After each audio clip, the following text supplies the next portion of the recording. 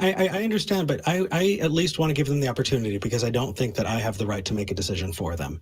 You know, I don't want to disinclude someone from the conversation because I think they're too dumb to get it, or that, you know, the lie would be more important to them. That said, if you want to know how I get up in the morning, I remember something really simple, man. I'm not that special. And I'm not so special that I'm not so unique that my depression is something other people don't go through. And I'm not so special that the mistake that I made yesterday that I can't stop thinking about, that I'm beating myself up about, my neighbors don't even know anything about it and their lives are not impacted by it. Right. I'm not so freaking special that it's changing the world. I have an opportunity. The relationship that didn't work out, you know, you're not so special that that was the one and they're gone forever. You know, that is a beautiful, amazing thing. It's a relief to know that the world isn't hinging on your shoulders and you have to carry it with you. But the fact that you're building it, you know, there's an absurdism that I deeply appreciate, but that's how I do it. That's not how everybody has to, but that's what I do. Okay, I got it. Okay, thank you so much for taking my call, Eric. Thank you, Heathen. Thank you. Absolutely. Take care, man. It was nice talking to you. Yeah, that was good. It felt like it actually, like it didn't have a hard, like a weird end. It was a nice round call. Right. And kind of going off what you said a moment ago about like, you know, making sure someone's prepared to engage and engaging at their level and being a charitable listener. That is so important. And I can kind of compare these conversations I have to martial arts. And here's what I mean. Like, I did not have the necessary critical thinking skills to understand what fallacies, you know, bad arguments or things like that were. You know, I didn't know. Now, if someone, say, comes into the gym and they want to, hey, try Muay Thai out. Well, if I immediately just start attacking them with punch after punch after punch, they don't know what hit them. It's kind of crappy. So what I do is I recognize, okay, they may not have these skills. So I need to take them and walk them through from step A through B through C through D. It's just try and be as compassionate as you can when engaging with people, and, you know, respect their triggers or things they don't want to talk about. Agreed. I just saw a message in the live chat that I kind of want to call out. Hannah Vaughn, one of your co-hosts and one of my roommates, is someone who I deeply appreciate. Hannah, we love you. And I think that that's something else that we should do. If you haven't called somebody to tell them that you appreciate them today, you should do that. You know, tell them you love them. It doesn't cost a lot, and it can be so incredibly meaningful for the people around you. Yes. Let them know what they mean to you. You know, I try and do that, like on Facebook. Like, I'll randomly send messages to people, hey, I'm thinking about you. How you doing? Because you do that. Yes, I've received a message from you before. Yes. You never know when someone's having a bad day or when they're at their worst. So it's important to just show people you care. The smallest acts of kindness go a long way. Agreed. Ethan, I know that there's a hard stop at 3 because we don't want to run into the nonprofits time, but we have a really, really active community that really wants to talk to us. And so I really want to go to the Discord soon. So that said, can we see our crew? Because our crew is amazing. Hello, everyone. Oh, you're welcome. So he says, thanks, Eric, this week. But last week, if you look on AXP, he burned an effigy of me. Thank you so much. It is your work. It is your amazing volunteering behind the scenes that is making this happen. We could not do this without you. And I want to thank you so much for also Dan Earls. Happy birthday, man. We're sending you love. And with that said, Ethan, can you help me put up some love rings? Yeah, wait. Okay. Okay. All right, ready? 1, 2. Wait. Oh, can I do it like a Kamehameha from Dragon Ball Z? Like you do if you do it from the other direction, because that's where the love rings come up. Yeah, perfect. This Ready? direction? Okay. Yep. 1, 2, 3. Ha! Oh, that worked!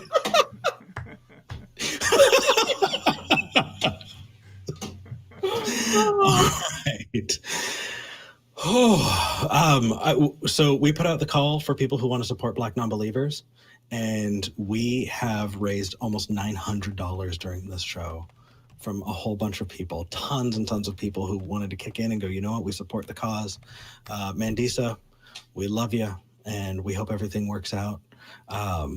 Thank you all. Thank you. While you're watching this right now, you better write down that Discord at tiny.cc tiny.cc/ACA Discord. That is the link to join us on Discord. We're going there in just a few minutes. In this video, I'm going to show you. So for those of you, so you can see whether you believe or not, all I need to do for this is click on Reddit over here.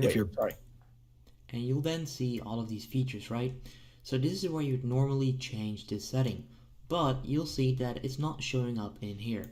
So you want to click on the cross, click on the live stream settings icon in the top right corner, and then here's where you can see live stream settings icon in the top right corner.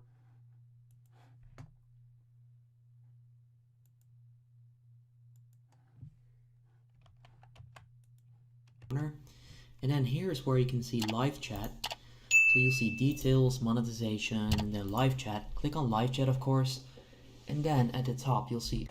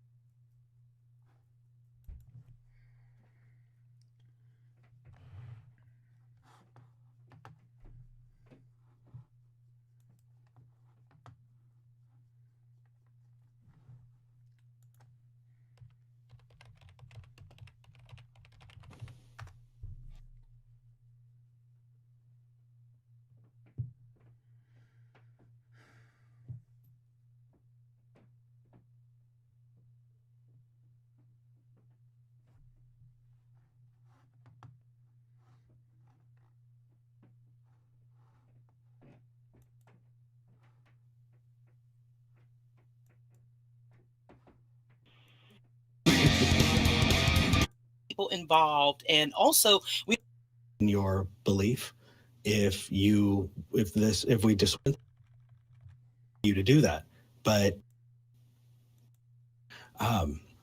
okay. Oh, and also I heard he went with our producer out for dinner for his birthday, and he made Greg eat vegan food, and Greg's been paying for it all morning. What is his stomach upset or something? I don't know. I didn't want to ask. So for our regular announcements, there's going to be a new episode of the Nonprofits at 3:00 after this show, and Talk Heathen is a product of the Atheist Community of Austin. It's also a 501c3 nonprofit, and if you want to support us, please consider going to patreon.com/talkheathen to me. That's patreon.com/talkheathen to me. We're 2/3 of the way through the episode. I thank our top 5 patrons. I've got it up on the screen. I refresh it immediately and do that. So if you want to hear your name read today, go to patreon.com/talkheathen to me and become one of our top 5 patrons. Oh, ooh, that's a lot of stuff. It is a lot of stuff. Are you ready to dive into calls, man? I think we've been teasing these people long enough. Sure. And anyone watching, theists, please, I want to talk to you. Give us a call right now. Numbers at the bottom of the screen. But yeah, I'm ready to do this. All right, let's start by talking to Joe in New York. Joe, you're live with Eric and Ethan. How are you doing today? Hey, Joe. Hey. Hi. Hey, you've called in before, didn't you? Yes, I did. Yeah, I think we had a good conversation. I'm glad you called back. Yeah, So well, this is something totally different, but... Okay, well, what did you want to talk about? I wanted to say that I don't think atheists are choosing to use common sense when they analyze evidence for God. Oh, God. Could you give me an example of what you mean by that? Yeah. Define common sense. Well, for example, the idea that something can come from nothing. Have we ever said that? Have I or Ethan said that before? I haven't. Well, when I say nothing, what I mean is... I know, I get it, but I'm asking you if you've heard me or Ethan say that, because just like last time you called in, you're painting with a pretty broad brush. I'm happy to talk to you about the concept of it, but I want to be fair to everybody here. Yeah, all right. So maybe you can be the first atheist to actually explain this to me, because sure, I've been in a lot of arguments with YouTube atheists who they don't make sense to me. I don't get what they're saying about the origin of the universe. Sure. So let's talk about what the claim is, right? Because the claim is usually brought to us as God created the universe. And so we ask, okay, how do you know that? Now, there are a number of theists who will respond, well, if God didn't do it, then nothing did it. And how can you say that nothing did it? And what that's actually doing is that's taking the burden of evidence, right? If you're making a claim, if you're saying something happened and we ask you to show evidence of it, right? That's on you to do that. But the idea of flipping that back the other way is shifting the burden of evidence. So my question for you is that what's keeping you believing in a God? I mean, is the idea that you haven't talked to an atheist who has given you a different proposition? Is that what's holding you to the God belief? Not entirely, no. Okay. Would it change the confidence you have in your belief if we dissuaded you from this argument?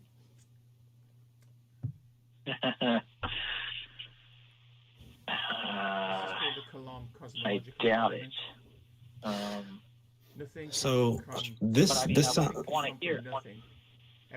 sounds like really fun sparring, but it doesn't sound like it's going to get us anywhere. And I'm happy to talk about it. I don't want you to think I'm sloughing it off, or I'm not trying to shirk responsibility. There we go. Shuck. What the fuck am I thinking? But I also want to make sure that the time that we're spending together, the time that we're talking to each other, is beneficial for all involved. Like if you were to show evidence that your God belief, that your God created the universe, I'd listen. And if I was convinced, I would become convinced. And I would hope that you're coming in open as an honest interlocutor as well. Yeah, and to kind of echo what Eric said, I can't speak for him or other atheists. There is a big part of me that still wants to believe there is a God and an afterlife. And the reason I think like that is, for instance, about 10 years ago, I lost my brother. I want to see him again. The idea of an afterlife where I get to get a hug from him again is like the best thought ever. But just because I want to believe, I'm not going to let my want supersede my need for the truth. So what evidence could you perhaps supply that would be more convincing to us? I think that in part, that's the idea that how important is it that what you believe is true? I mean, for me, it's miracles that happen in people's lives. Okay. So I've had I've had a miracle happen to, or more than one miracle happen to me, and I've heard of other miracles happening to other people. How do you define a miracle? And I don't look at them as random coincidences. I see them as something that was orchestrated. So I guess question. I'm trying the street epistemology approach with you because the way you came in, at least in the show notes, it sounded like you were atheists are doing this, and so I'm kind of trying to deconstruct a little bit here.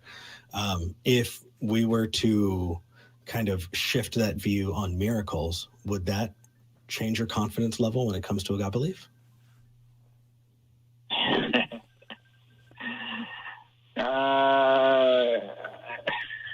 And I mean, going from 99 to 98.9 is still a change.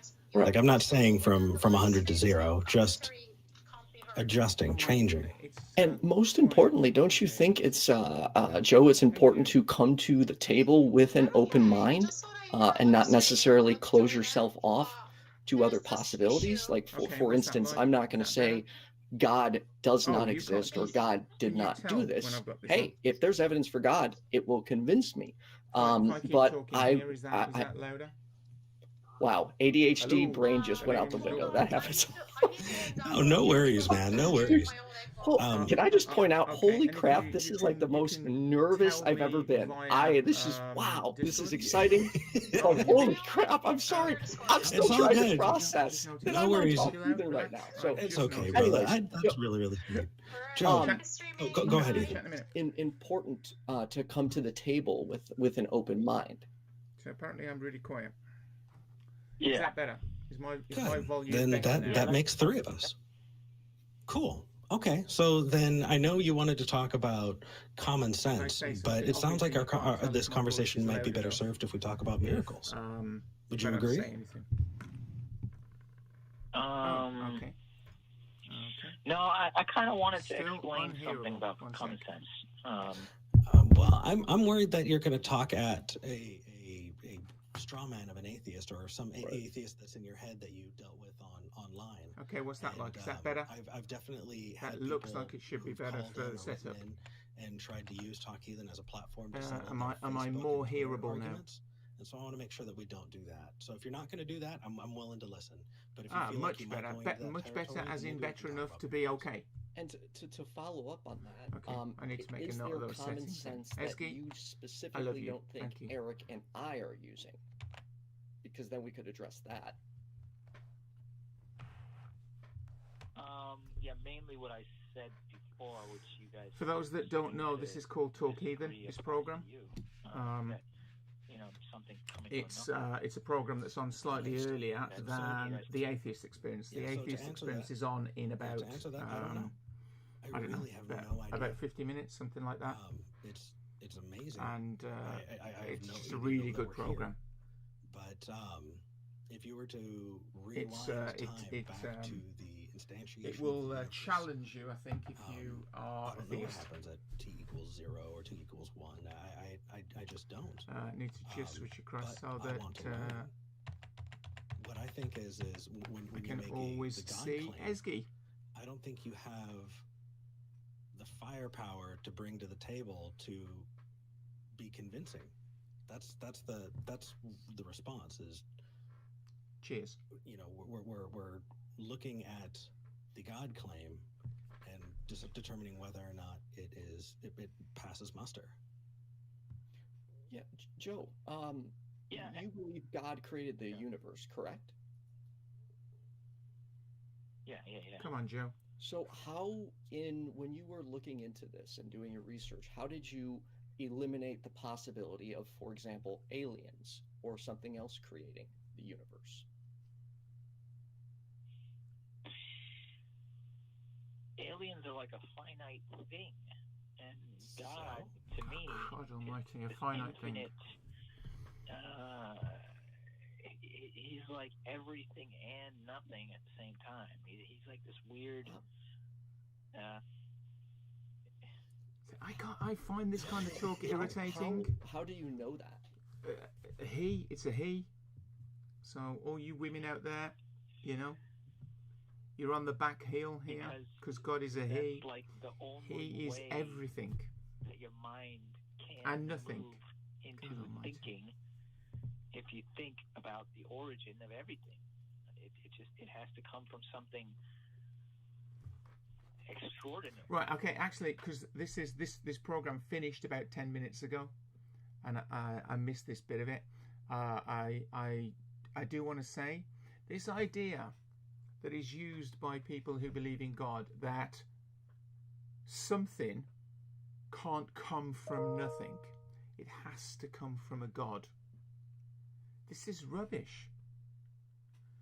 We have no evidence of something coming from nothing that we can identify, that we can investigate. There are no moments in our experiments where we can have nothing and then see whether something can come from it. We can't test that idea. So when people say something can't come from nothing, what they're doing is inferring a property on the universe, the property being something can't come from nothing. There has to be something there to make something happen. But we have no evidence of that. The argument is that everything that can happen in the universe, I know about. I know something can't come from nothing. There has to be something to create something. Well, why do you assume that you know everything that the universe can do? Why do you assume that you know everything that can happen? That the universe holds no secrets for you that you've never seen before? That's true. Yeah, no woman would screw up like this male God has, and that's absolutely true. I'm sorry. I don't understand that. Are you These saying guys are I not can't physicists, think by the way. About the beginning of the universe unless I believe in God? Maybe I misunderstood.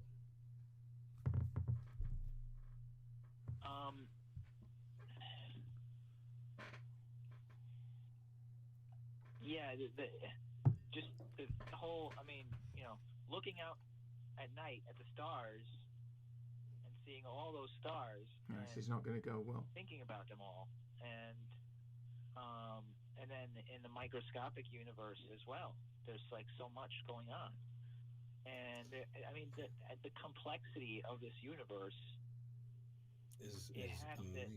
If it originated from something, it has to be from something that's even greater than it. Why? Oh, God, do you think something less complex can create something more complex? Do you think it doesn't go the other way around? Like if I created a machine, an artificial intelligence, to create better machines and have those machines create better machines, then theoretically you can have something less advanced creating more advanced things over time. I don't think so. I think if it originated from you, you contained everything that's being multiplied. Are you a parent, Joe? A what? A parent? That is a great answer. No, not. No? So I think that any parents watching are probably strongly disagreeing, because I'm sure there are plenty of parents who can tell you that their children have far exceeded anything they could have done, and they're very proud. I don't think that argument stands up. I think it sounds pretty, but when you put it into practice, I really don't think that holds water, dude. Well, and Joe, what he's absolutely right. I got a boy and a girl, and they're both stunningly bright. And my boy in particular changed me from being a Christian just got the most incredible intellect. I was saying way beyond what I would have ever predicted. I don't know what else could it be. Therefore, God, and that's the important part. Is we don't know what created or birthed, however you want to define it, this universe into existence. So wouldn't you say it's more important to say, hey, I'm not sure what happened, but I'm going to keep looking at this with an open mind until I figure out what did happen, as opposed to just saying, I don't know or understand this, therefore God did it. Yeah. Well, I see three possibilities for the origin of the universe. Okay. What are your three possibilities? Speaks the non-physicist. A, there was an ultimate consciousness, like super intelligent. Okay. What if I told you we could discount that immediately? We can kick that one out immediately.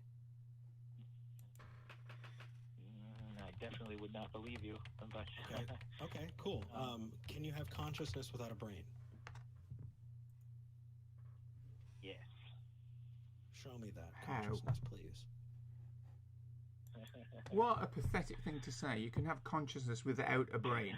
Give a single example. Is having your consciousness, right? That part of you that is you. That is an emergent property of having a brain, and that consciousness goes away when that brain stops working.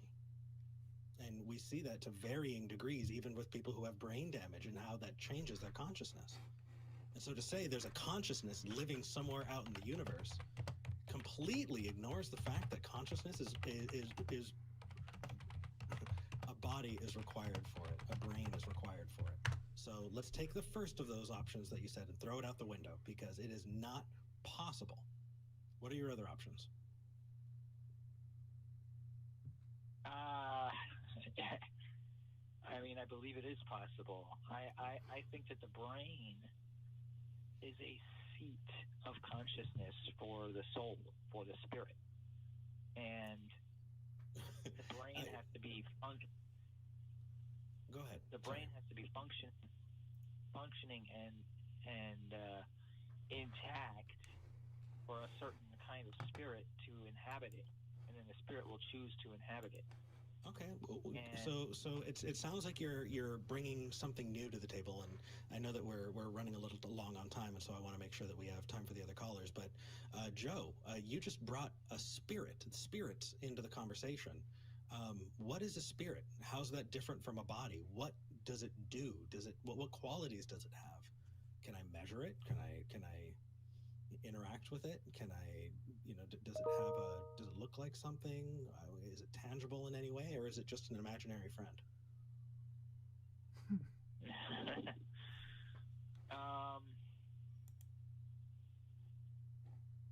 I think it has the shape of a human body in heaven, but heaven we're going to have to get to another day, because we got too many new things coming in. But I don't think spirits and souls exist. Same. And if you do, then I would love for you to bring evidence for it, because like we said at the top of the call, we are having these conversations openly. We're trying to be honest interlocutors, and we have that expectation for our callers. So you have been kind. Your first call, your second call, you've been kind. You are welcome to call back again. I've got to tell you, man, when you came in last time, you came in guns blazing saying atheists do this. And we talked you down off the ledge, and you called in again this week, and it was atheists do this. I want you to know I cannot speak for all of us, because a lot of us are assholes, but I think that's true of humanity. Yeah, so, and it's, Joe, the one recommendation I would give, because I have made this mistake, and I'm sure I may make this mistake again, is when I have talked to some Christians, I'll bring in other things Christians have said and attribute to them. I shouldn't be doing that. I should be engaging with the person I'm talking to. So, for instance, find something you want to challenge us on, and then address that directly with us, as opposed to just painting a broad brush and assuming, we all think alike. Definitely. Yeah. Hopefully. Yeah. Joe, thank you for being my first caller on Talk Heathen, dude. It's nice talking to you. Okay, man. Yeah. Talk to you next time. Take care, guys. Yeah, have a good one. Yeah, okay, bye. Don't know Ethan. So, Eric is such a nice guy. I've really, chatted really to awesome him calls here, on Facebook. But just because He's of the just way an unbelievably that nice conversation guy. went, At least he seems to be. There's another caller who wants to talk about something very, very similar, and I kind of think that it'd be nice to bring that out. So let me see if I can find this person. Where did they go? There we go. It is Jeff in Washington. Jeff, we were just talking about consciousness. Hey, Hey, Jeff. Say hi to Ethan. How are you guys? How are Hey, you? Ethan. Hi, Jeff. I'm doing well, thank you. Good. I think I remember you calling last week when I was doing call moderating. Did I speak with you then? Oh, that might have been you then. Sweet. Oh, well, nice to talk to you on the air. How's it going? Hey, for sure. Good. How's it going, my friend? All right. So hit us with it. What do you want to talk about? Okay, you just said that consciousness is an emergent property. Mm-hmm. I don't think science has actually gotten there yet.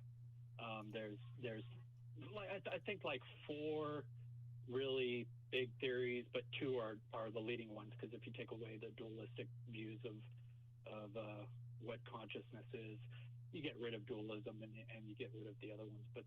But 2 that are kind of happening right now is the workspace theory and integrated information theory. Okay. And integrated information. I just wanted to, as you're saying this, I want to make sure we're not losing people, or the eyes glaze over. So as you're talking about integrated information theory, let's make sure we're having a conversation at a level that everybody can kind of pick up and move with us on. Yeah, definitely. Because when I saw this, I had no idea what it was. So if you could, try and break it down. So basically, atoms exchange information. They process information. Process information is different. They exchange information through electromagnetic radiation. Whether it's on a super small scale, or whether it's on a like you and me scale, or whether it's social structure scale, or whether it's the universe scale. There's all this information being passed off, and there's and I think we keep using passage of information is not the same as processing of information. Probably find another word, mostly because we have a hard time defining what consciousness is, let alone life. I definitely am interested here, because Jeff, my work. There's a whole bunch of stuff on the web about street epistemology. Why is this conversation? It's definitely worth watching. On Talk Heathen? And it starts off with the question: consciousness, and maybe what do you a believe? little bit more into it, and what do you believe in? Keeps us fresh. Keeps us. And if you try that with somebody, and make sure that we're not, getting I got one of these part. weird Jeff, contacts through Skype. That there's an exchange I just of happened to kind of be attached to Skype, and I got a weird. Let me just pause this for a sec. I got a weird kind of contact come up on Skype. I'm kind of looking to the side here because it's one of my 3 screens, and it was nobody that I knew. So I look at this attempt to try and contact me, and I typed. I didn't accept the phone call, but when it had stopped, or when I'd cancelled it, I then typed, "Do I know you?" And after a few seconds, the response was no. So my response was, why are you contacting me? And then there's some rubbish. Some rubbish about trying to make contact and just chatting. They wanted to just chat to me because I'm just a randomer. And what I said was, and it just so happened, I'd been watching some stuff on street epistemology, and I was kind of in the mood. So I said, okay, I'm happy to chat. Tell me anything. It doesn't have to be religion. Don't mention religion. Tell me anything that you're interested in. A single statement about something you're interested in, you believe in, and why do you believe it? And then it went all a bit weird. In the end, they didn't want to do that. They had some idea that they wanted to generate the exchange of photographs, which wasn't going to happen. And in the end, they stopped responding to me and have never contacted me since. Weird. People, weird. Gotta love them, but they're weird. Correct. So here's my word. Okay, you just said that for small scale. About it and make sure that we're not getting lazy on our part. So sorry, Jeff, when you said that there's an exchange of information, I agree. Also just call that a chemical definitely needs to be taught. Street epistemology needs to be taught to a younger age. Definitely at school. But when does that would change the world. Okay, I'm going to pause there as well. One of my students is applying for space camp, and one of the questions gosh, I hope she's not watching this, because I don't want to. Well, I'm not going to mention her name anyway. And one of the questions, you have to answer 6 questions. And one of the questions was, if you could change one thing in the world, what would it be? And why? And I was chatting to her about how I would answer these questions, to give us some ideas of how she would answer these questions. And my comment was, if I had one thing that I could change, it would be skepticism. It would be, I would want everybody in the world to be more skeptical about everything, to use the scientific method to think about where's the evidence for what you believe in, that kind of thing. Because I think then we wouldn't have things like deniers of climate change. That would disappear. That all those people, those are idiots that think that the climate is not changing and that mankind is not part of that process. All those would disappear if they actually looked at the evidence. And in this particular case, another example of what you could do if you wanted to make one change in the world: teach street epistemology or epistemology to people from a very young age to generate skepticism. That would be an amazing idea, Esgy. I agree with you 100%. Well, so hold on just a second, because I'll get there. It's just, my worry is that you're anthropomorphizing things, that you're, giving this kind of imagery that implies some kind of agency to chemical interactions. Oh, hey, I brought you the chemical, between your neurons, and hey, hey Bill, hey Bob, here's your adrenaline. We really shouldn't do that,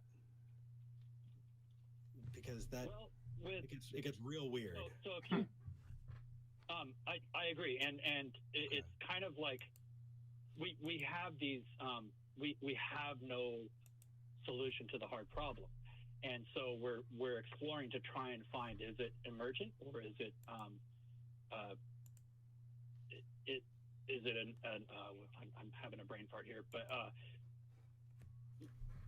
when we say it's an emergent property, but then we look at Maxwell's demons, where Maxwell's demons kind of got pushed off to the side many years ago, but it started to make a comeback, and they're used with nanotechnology. They're able to actually defy the second laws of thermodynamics. Oh, they're not. Oh, so annoying. Okay. Maxwell demons. I didn't mean to cut you off. I Yeah. just wanted to make sure I heard what you said correctly.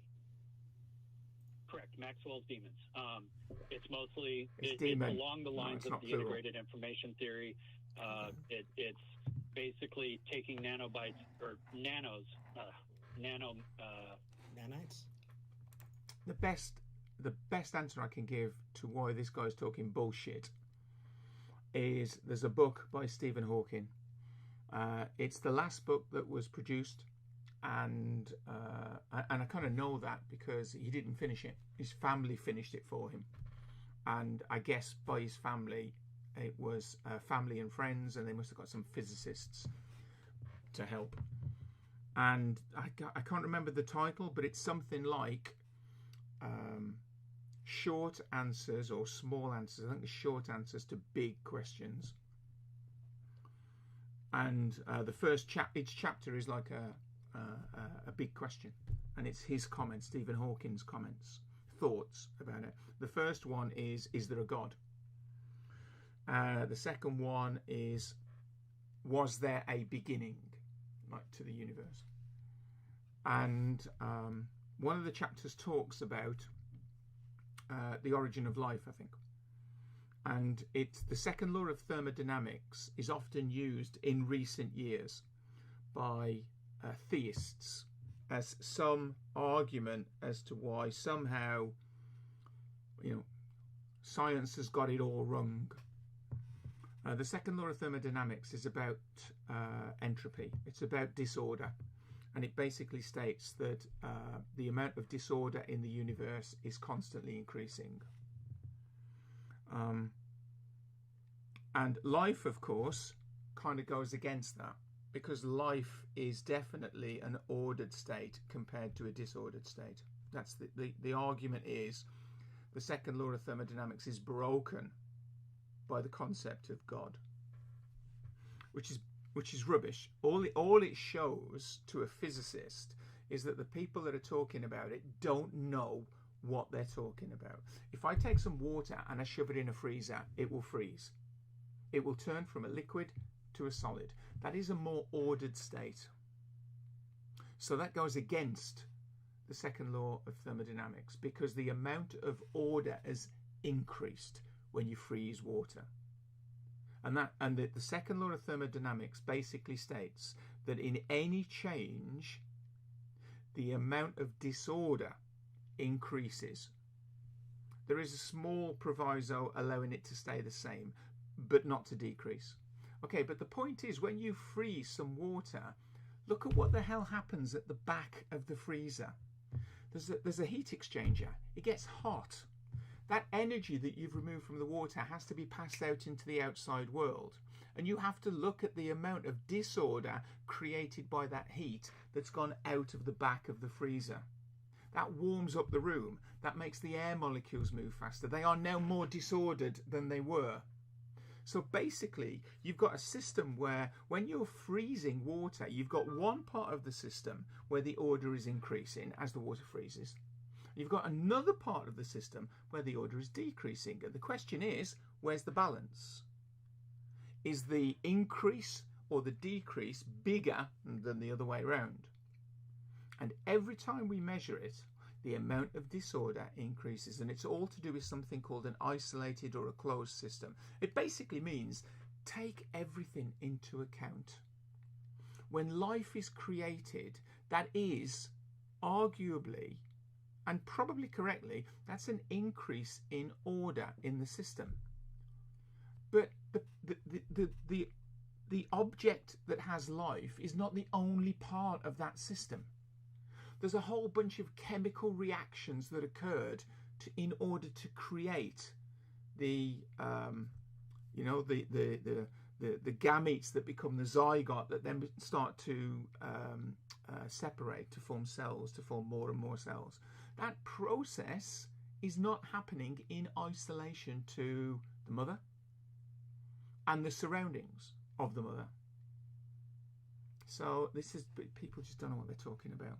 It does become a mega frustration for a physicist, and I can't extract myself from that process. Most of the time, I can't extract myself from that process. I may as well just admit it.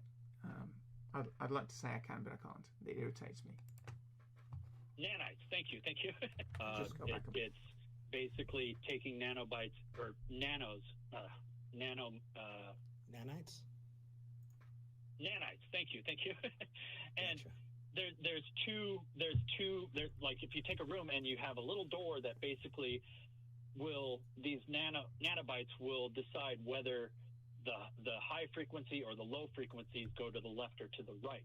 And just the single little thing is deciding who goes where. And yet you keep saying decide. If I were to go to like what are those? Are they Plinko machines? You know, where it's got all the pegs and you drop it down at the bottom. You drop a ball down and it kind of bounces its way down. Are each of the you're talking about chaos theory? No, I'm specifically responding to something you said, and that is that. Oh, I'm sorry. No worries. Does that mean that each of those little bars that it hits on the way down is deciding where the ball's going? Or that the ball's deciding to hit each of those little things?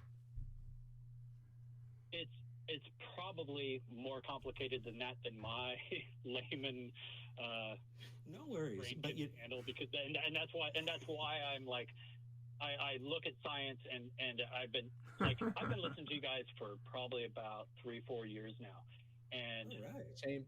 I've run into this consciousness problem that you need to be here every Sunday.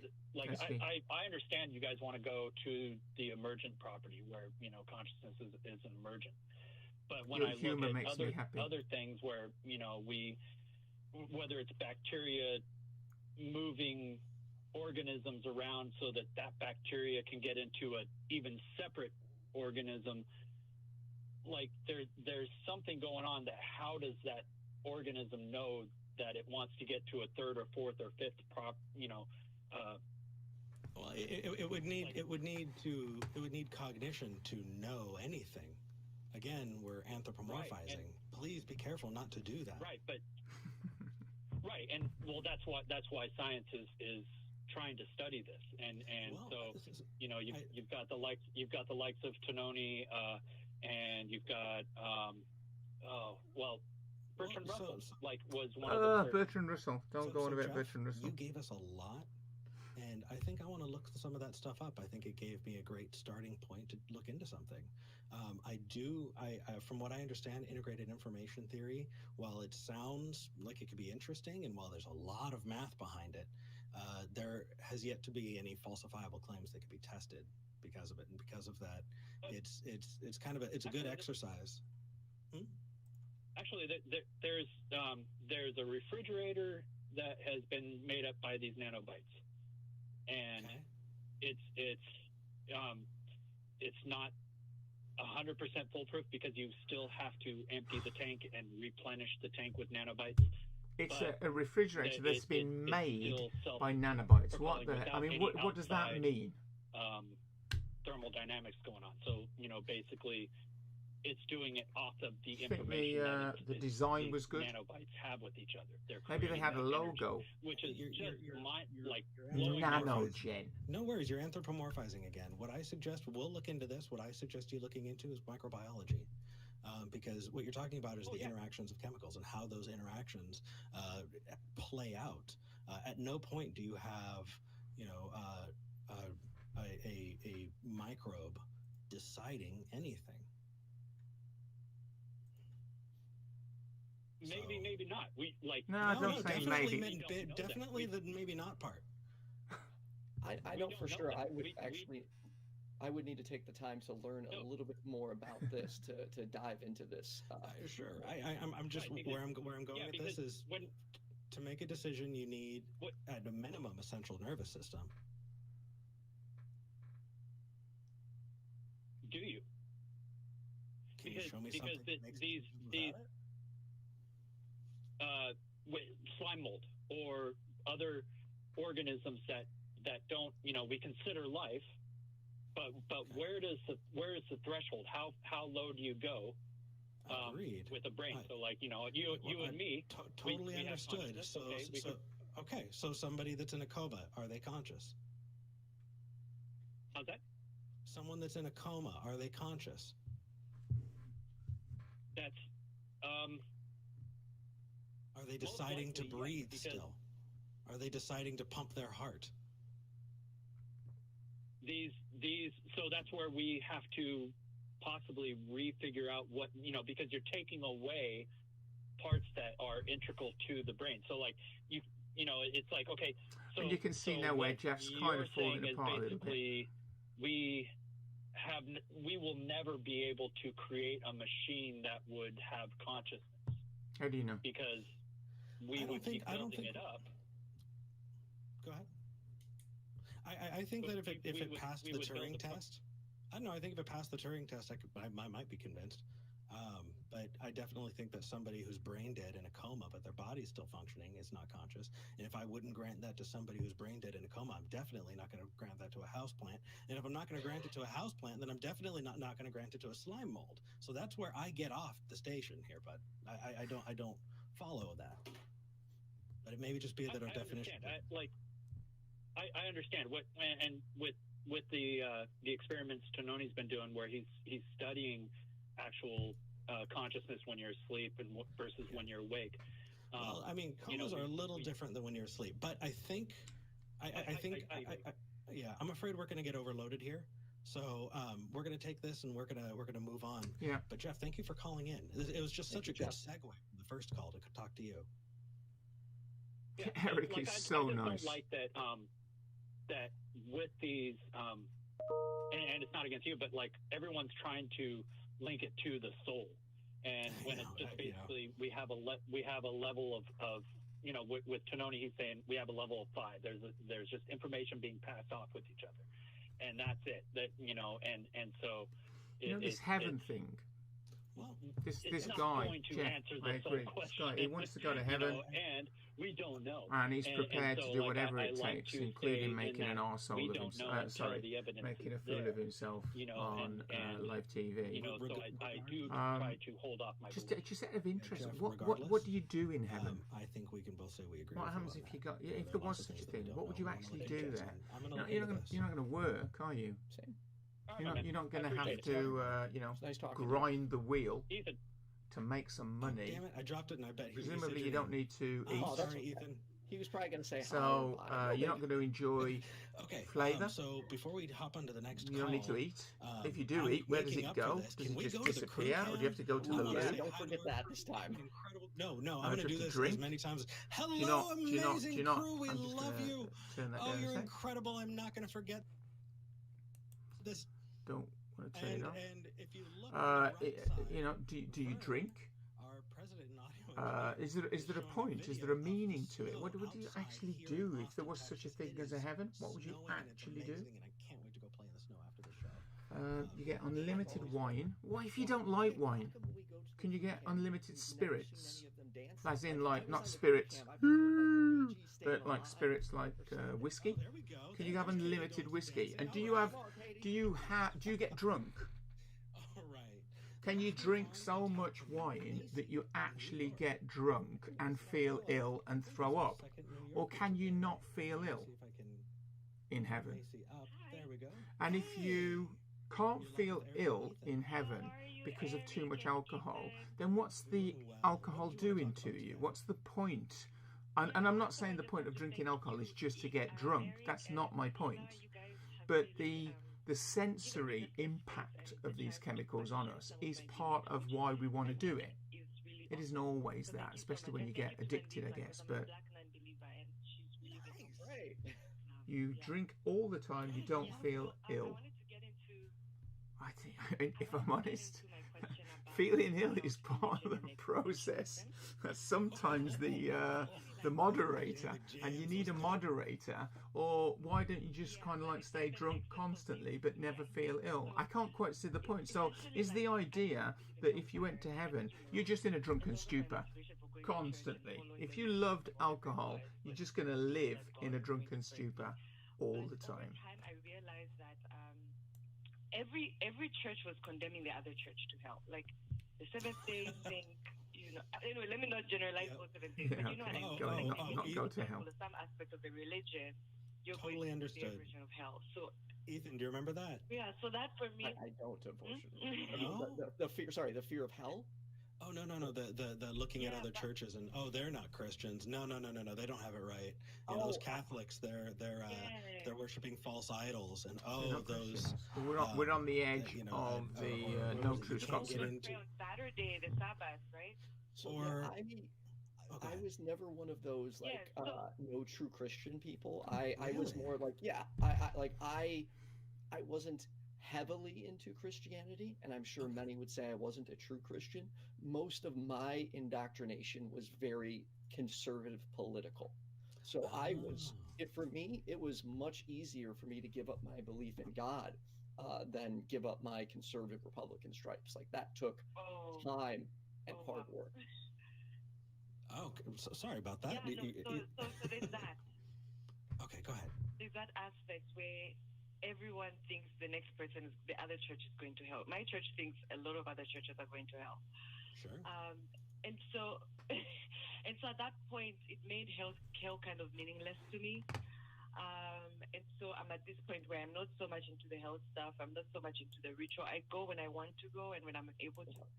But my big question is I've come across a lot of theists like myself who say, I experience mental health issues. I go through major depressive disorder, but the only thing that's keeping me alive, I know the scripture says this and this and this. I imagine myself like Job fighting against this mental health issue, and God wants me to win them, And so it's like, even though the logic might make sense as to why someone should not be so religious or be a theist, how do you deal with that existential piece? Is my question, without affecting people's mental health, because I've heard several people were like, I'm going through this really tough time and I feel suicidal, but I would never do it because I'm afraid of hell or because I'm afraid of this, so how Totally do you understood. address that in a way that is helpful? Yeah. I'm so glad you called this weekend. You're talking to two people who openly talk about mental health and what we go through as well. So you called on a great weekend. Ethan, did you want to go first, or you want me to? No, please. Okay. So you talk about purpose. You mentioned purpose, and I know it talks about purpose in the call notes. So I'm going to go with that. The idea that you have a purpose ascribed to you, and that is super important. I really want to challenge that. So there are plenty of societies where parents arrange marriages for their children, and that is your purpose. You were given that purpose, and you have to marry someone. This idea of being married for love is something new. If you were assigned a spouse to marry, somebody to marry that you didn't know or didn't like, would you consider that your purpose? Would you find that meaningful? Well, it depends. I mean, I think there are many ways that parents can communicate that. If it's obviously in a very dictatorial fashion, but if you believe that there's something greater that's supposed to be achieved once you marry this person, like maybe it will help keep your family safe, or some nations will unite and the wars will stop or something. You know what I mean? It depends. Yeah. In this example, the higher power is your parents. They're the ones that are above you, that are making the decision for you. I mean, right. But the thing is, like, I'm not so sure if maybe a heaven might exist, but not a hell. Okay, well, I mean, we can get to the heaven and hell part, but I definitely kind of want to drill down a bit on the purpose part, because I think we can, flesh this out just a little bit more. I really think the purpose part, right? What is the purpose of me following God? Isn't the purpose for me to get to heaven and not hell? The idea of purpose at all, right? What is purpose? It's your sense of what you should be doing, what your, the idea that there is cosmic purpose, that there's some grand plan that you're a part of. I liken it to being told, hey, you're going to win the lottery at the end of the week. The problem is everyone's racking up debt, assuming they're going to win the lottery. That's the issue. And so, and on Friday, when you don't make the money, when you don't get the money, you're upset, because it's like, God, I was supposed to get this, right? I don't think they ever had a heaven to give you in the first place. Well, and I guess you say I'm one of the lucky ones, because I know a lot of people struggle with hell and heaven, especially when they come out of religion. For me, it was a huge relief, like a weight off my shoulders. Like, I don't think heaven and hell exists anymore. I'm not going to worry about it. I'm going to worry about my life right now and live my life to the fullest. So why focus so much on heaven or hell? Well, on that point then, okay, so then where does someone find the meaning? Let's say your whole meaning was, I'm following these rules because there's some predetermined end that is supposed to be glorious and I'm going to be singing, or I don't know, however people picture their heavens in different denominations, but this is why I'm following these rules. This is why I exist, pretty much, Well, I think you deciding that for yourself is incredibly powerful. I think I was talking to my roommate, Holy Kool-Aid, at one point, and he brought up that there's this little fish, and what it does is it spends its life building a nest out of rocks. And every time the tide goes in and out, it messes up its little nest. And so it goes and it picks up each little rock by its mouth, using its mouth, and builds this little nest, all with the intent of someday getting laid and then dying. And if it did that thing, I assume that fish is happy as hell, as much as a fish can be happy. I mean, it doesn't matter what your purpose is, but setting it out for yourself. But Eric, right? But Eric, right? Some people might enjoy being servile, I think. Sure. Like having this, what? And servile. if you have to set it for yourself, it implies some sort of like not serve out. I think that's a very bad way of putting it. But like you're serving this being that you have no control over. Yeah, you know. Yeah, then do what we're doing for myself. Well, then do what we're doing. Support a nonprofit. There are so many organizations that have actual, work that they're doing to make this world a better place, to make it more comfortable, to get rid of disease and starvation, to help one another. It is snowing, and I'm enjoying the snow, and yet I know that now I'm just thinking about it. There are homeless people here in Austin. I bet they're not enjoying the snow. Oh. I think you could consider serving people in the world as like kind of a purpose. Wouldn't you consider that to be a pretty damn good purpose? I would, but I just think it's not as intense as the religious one, at least the one I was raised in, fundamentalist Pentecostalism. Like that is very intense. It's like God is always waiting to condemn you. Yeah. But I agree with Ethan. I know Ethan's waiting to talk, so I'll let him go. But I just wanted to echo what Ethan said first. Ethan, I nailed it for me. And I used to have this fear that I'm going to meet the one and I'm going to mess it up. And then I'm boned. I met the one and I messed it up. And that was the one person put on earth for me. And I hit a point where I was in a terrible breakup, and I thought just that. And realizing that there's not a one person helped a lot. Same. And I think the best meaning and you can get out of life is helping other people. While on one end I want to say, hey, don't spend so much time worrying about God, even though I'm sitting here, on a show talking about God. But at the same time, focus on everything you have. Like, start looking at everything going on right now, your family, your friends, the people you talk to. Like, if you can, put that energy into helping the people around you, because this world is a great place. It's got its setbacks. There are problems, but if we just all loved each other, not to sound too hippy-dippy, but if we just loved each other a little bit more, dude, we could make this world way better. But Ethan, it doesn't sound as great as heaven, does it? Why not? So to me, that sounds better. Knowing as great if I die, knowing that I made a positive impact on people's life. Or for instance, like on my personal Facebook, I upload goofy dance videos because I like making people laugh. Like knowing that I have been able to take away people's mental pain just for a moment, that is great. Like that is one of the greatest feelings you can ever feel, in my opinion, and far more powerful than God. Taking away other people's pain. That should be enough. I mean, it sounds very much like being upset that you didn't get the $1 million on Friday. I mean, it's understandable, but we got to move past it. What is it? 1 Corinthians 13:11. I know it sucks to quote, but it was a good quote, and that is, when I was a child, I thought as a child, I spoke as a child, I walked, thought, and spoke, I believe, like a child. But when I became a man, I put away childish things. We need to put it away. You're literally putting away the thing that he's defending. That's funny.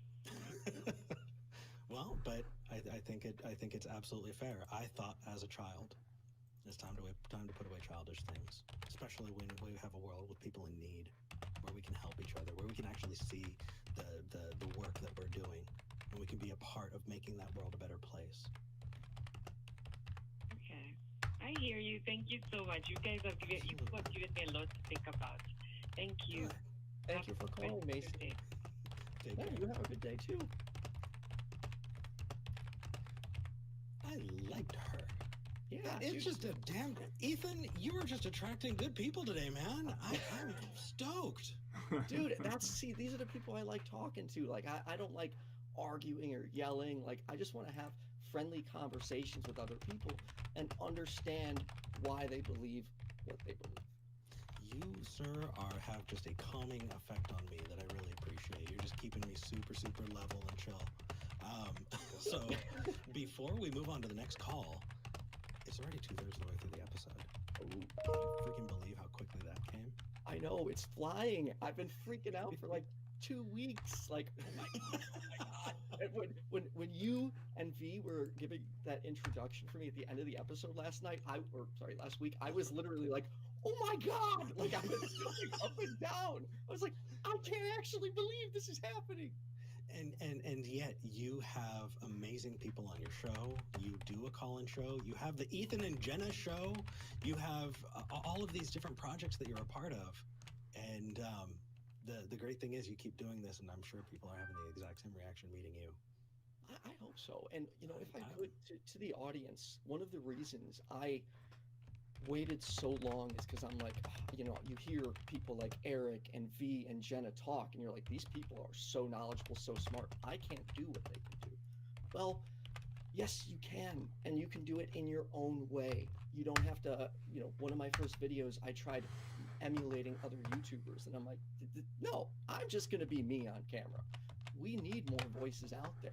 So if you can be a voice, don't ever think you don't know enough. You can learn, you can progress. And on that note, I am going to show this, which is, this is live. The Atheist Experience is in 50 minutes time. So it's 21:40 now, so that's 22:30, 10:30 UK time.